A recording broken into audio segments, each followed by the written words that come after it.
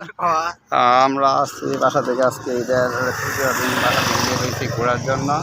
আসছি যে গাড়িটা নিয়ে, স্কুটারটা আসলে গাড়িটা চালাতে অনেক মজা, যা গিয়ার লাগে না, শুধু পিক আপ দিলে গাড়ি টান উঠে। আর আমরা বাসা থেকে বের হয়েছিলাম, বাসা থেকে বের হয়েছি একটু ঘোরার জন্য।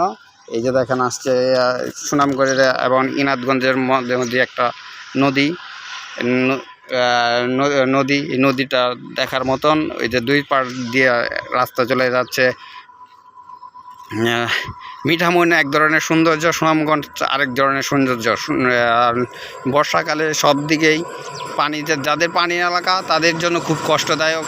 আমরা যারা শুষ্ক এলাকা থাকি, উপর স্থানে যারা আমরা যে পানি দেখতে পাই না, তাদের জন্য মনে হয় বর্ষাকালে কত সুন্দর তারা পানিতে বসবাস করতেছে।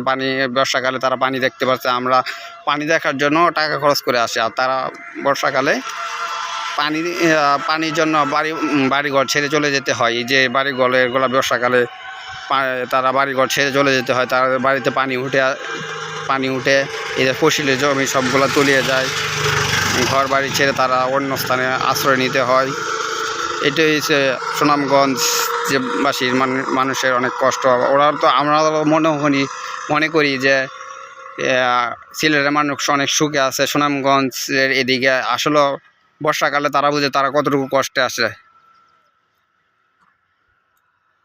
আর এই যে ব্রিজটা দেখার মতন একটা ব্রিজ, এটা হয়তো পর্যটকরা জানে না, সেজন্য এদিকে আসে না। অবশ্যই আপনারা যারা সুনামগঞ্জের দিকে আসবেন, আপনারা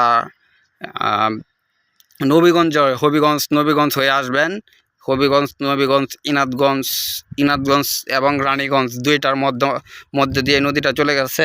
নদীটার নাম আসলে আমরা জানি না, আমরা অন্য দিক থেকে আসছি তো, তাই আমরা নদীটার নাম জানি না। তবে দেখার মতন একটি ব্রিজ, আপনারা অবশ্যই আসবেন, এসে দেখবেন ব্রিজটা। ওই যে দেখেন ভাই মাছ মারতেছে নৌকা নিয়ে, কতটুকু গভীর দেখা যায় দেখতে পাচ্ছেন আপনারা।